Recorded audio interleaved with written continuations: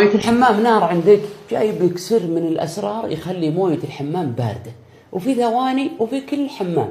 نبي نشوف حنا وياكم وش الطريقة، والأغلب ما يعرفها. كل ما بغينا نتروش صارت موية حارة، تلقى البيت قديم، المواسير حديد، ما فيها عزل، في الواحد يبلش يقول ما أبي أتروش إلا في الليل. لكن اليوم بعطيك طريقة والأغلب ما درى عنها وسهلة مرة وبتكفيك. الحل عندكم من السخانة. السخانة هذه في الشتاء حارة ولكن في الصيف باردة والأغلب ما يدري عنها أو ينساها. طبعا هذه 50 لتر، يعني 50 لتر تكفيك تتروش إلين تقصر. فهذه الآن صارت برادة بدل ما هي سخانة في الصيف.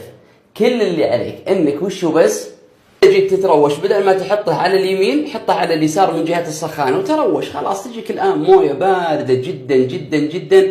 الأغلب ترى عنده فوبيا من الحركة هذه لأنه ما يسويها إلا في الشتاء، لا خطأ، هذه سوها في الصيف وراح تشوف الموية وشلون تصير باردة وتفرق، شيء مو طبيعي.